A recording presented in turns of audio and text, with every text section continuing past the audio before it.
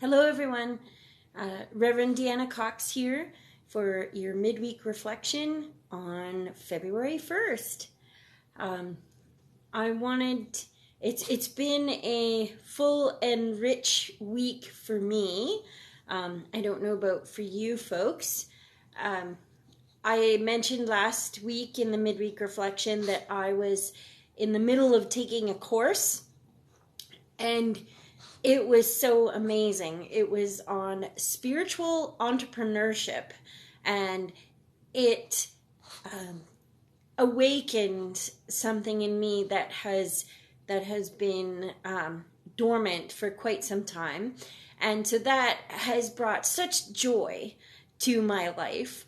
And then along with that, it was an intensive class. So I was bumping up against exhaustion, and then as I'm entering back into my work week, I bump up against grief and other things. And then as I'm preparing, I am also leading a Bible study on the Gospel of John that is focusing on the farewell discourse. And so I have all this swirling in me, the joy of my course and the excitement about possibilities for the future. And then I'm also preparing this study on the farewell discourse that is talking about Jesus' last moments and saying goodbye. And then, and so this week, the service, appropriately, I guess, talks about finding the sacred in the everyday. And that is kind of life, isn't it? Bumping up against the joy and pain of living every single day. And finding the sacred in all of it. And so I was just about to prepare and get ready for putting out this midweek reflection and kind of going through my head of what I would say.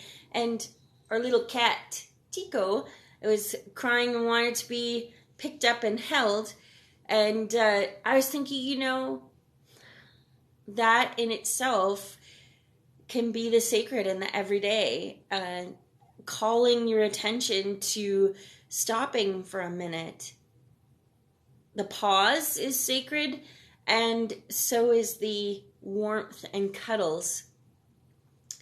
And so this week is drawing our attention to noticing the sacred in every day, and or finding ways to make everyday moments sacred, both and how that can become a spiritual discipline that can enrich our lives.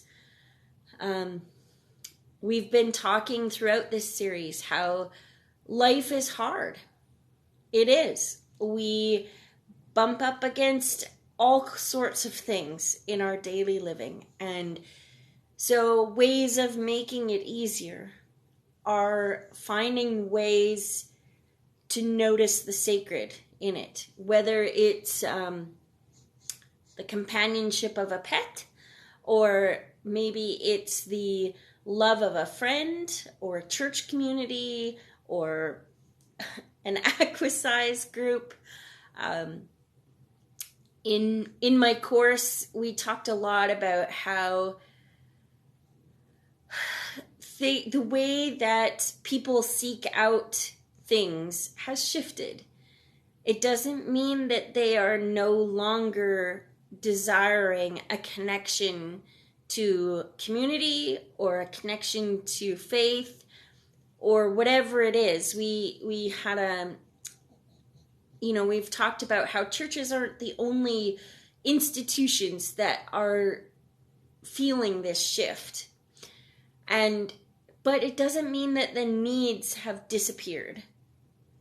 And so some of the joy was in the excitement of breaking forth and finding new ways to to reach people, to meet those needs. But also with that is that the sadness that there's so many out there that are going through, whatever, and have no connection or community.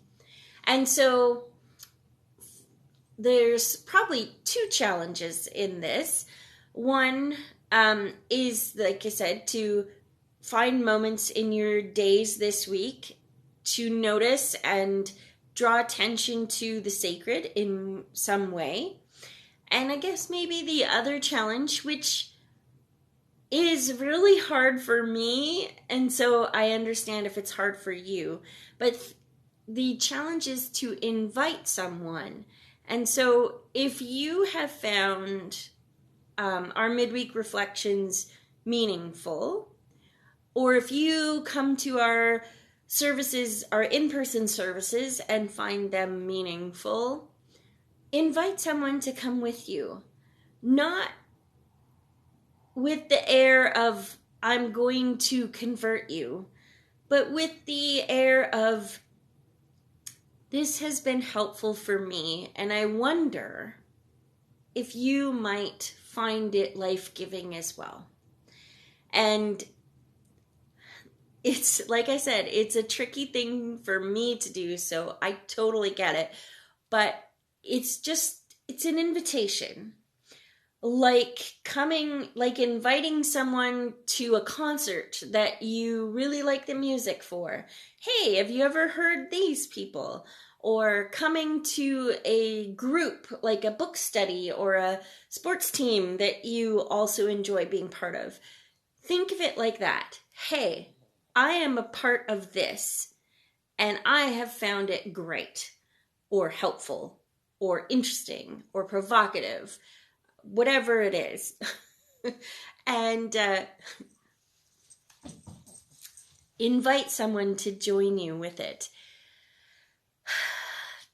And then maybe together you can find ways to seek out the sacred. Like, that's what we're trying to do, is just find ways to help each other, to journey with each other, because life is hard. And it is also full of joy. And so we're trying to companion each other on this journey. And so with that, I leave you to ponder my midweek ramblings. Invite you to join us in person if you are in the area at either Daysland, Killam, or Roseland United Churches, where I happen to be the minister. And to tune in to us here on Facebook or on our YouTube channel, DKR United.